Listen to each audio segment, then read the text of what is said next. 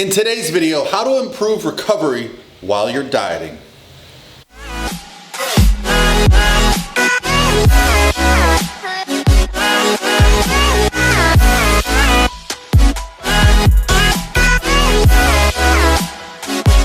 All by myself. Hey guys, what's going on? This is Paul Ravella from ProPhysique.com, and today's video is going to be about the idea of recovery.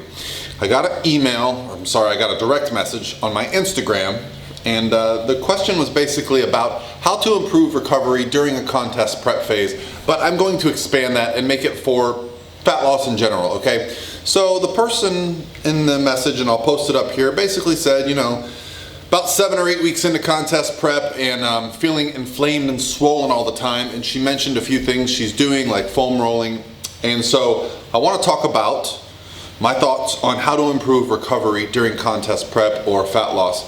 The first thing is, I think we get caught up in the idea that we need to be doing more during a fat loss phase. We need to add in more cardio, we need to do more training, right?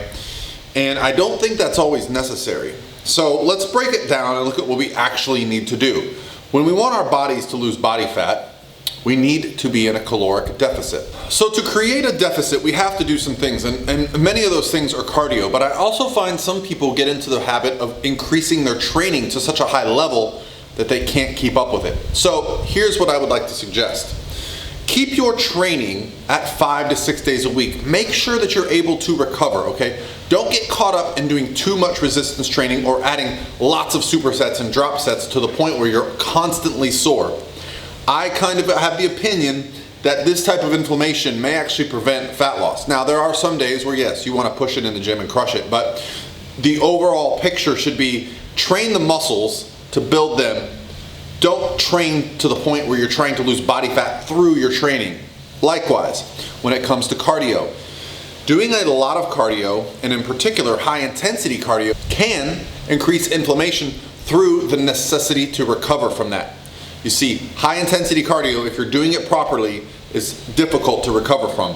That type of intensity, combined with your training and your low calories, can make recovery less. So that's where you get into a situation where you're not having as good of training sessions, you're constantly sore, you're constantly inflamed, which is what you mentioned.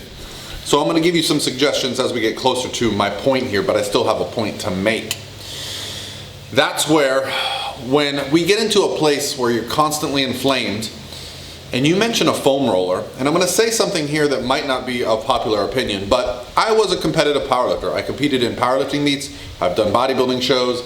When the foam roller came out, when Kelly Starrett's book, The Supple Leopard, came out, and everyone started foam rolling, I was kind of turned off by it initially just because I kind of saw it as, pain. When I got into some foam rolling stuff, when I would go into the gym, and let's say it was supposed to be leg day, and my knees were sore, or my hamstrings were sore, and it was supposed to be trained, and so I would foam roll so that I could train a sore body part, that didn't sit well with me. We were basically beating up a body part. So you're actually damaging the tissue that you're supposed to train prior to training. Now, some of that can come down to, yes, in fact, you are going to need to push through. If you're a power lifter, you need to get your training volume in. But for us bodybuilders, I like on a day when, my knees are bothering me or my hamstrings are bothering me, I like to work around things, maybe change up my training style, maybe go a little bit lighter, maybe train more dynamically early to get some blood flow in the area. So I've never been a big fan of foam rolling around the clock. In fact, I had a client last year who told me he kept going up in weight, and I asked him what he was doing, and he said he was foam rolling every day for 20 minutes. Well, I had him stop, and all that inflammation went away, and he felt better. So I'm not a big fan of foam rolling on a daily basis. Yes, I think it has its place, but it's pretty specific. If you are so inflamed that you can't train without foam rolling, well, I think it's probably more likely that you need to take a rest day. So yeah, one of my favorite things to do during contest prep, and it can be difficult to tell an athlete, is, hey, we need to take a day off or 2 days off.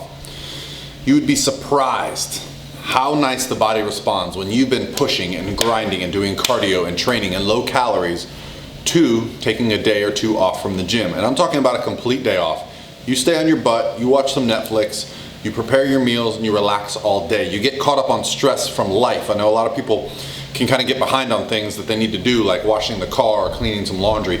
You get caught up on life stress, you de-stress from the gym and you recover, and I've seen some people wake up 2-3 pounds lighter just from allowing that to happen.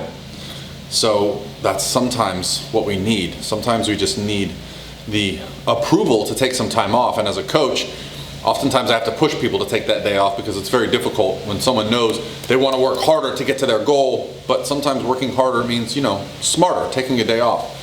And then there's one other thing that I've seen, and if you guys follow me, you know this, I'm a Core representative. So Core Nutritionals makes a product called Core Hard, which has a product in it called KSM 66, as well as some estrogen blockers. And I've just seen countless cases of it reducing stress, cortisol, inflammation, and allowing athletes who are in an otherwise precarious situation to begin to lose weight and be able to do it consistently. So if you're interested in trying Core Hard, get a bottle, try it for 4 weeks, and let me know what you think. Give me some feedback. I've just seen too many good cases. I almost feel like I should keep it a secret amongst my clients, but it's just something that has been so beneficial, and it's one of the few supplements that's come out in the last few years that I've actually been really excited about. So use my discount code PaulR20 at corenutritionals.com, and you get a discount on it. Maybe that'll make up enough difference to get some free shipping or make it something you could purchase. But those are going to be the things I suggest for my clients. So if you were my client and you came to me and you say, all the stuff, the inflammation, the puffiness, I'm basically going to suggest, hey, stop the foam rolling. I'm going to find out more about how much foam rolling you're actually doing. I find that foam rolling, it's much like a massage. If you do it properly, it's painful, and if you do it painful, then you're going to have damage. And if you have damage, that's going to create inflammation. So it's only going to compound some of the problems that you might be seeing. So remove some of the foam rolling, okay? Adjust your training so that you're not so inflamed, or you're training body parts that are in pain or sore, okay? Maybe take a rest day or 2 rest days. I know it sounds crazy, even saying it to myself, but taking 2 complete days off, you feel kind of lost when you do that, right? Especially in prep, because you only get this set amount of days till you get on stage. Take the time off. Watch your body respond. Our bodies are designed to be beat up and recover and perform. And so if you're not allowing that second part to happen, the recovery, then your body begins to fight. All right, guys, that's going to be it for me today. This is Paul from ProPhysique.com. I hope you guys have an awesome weekend.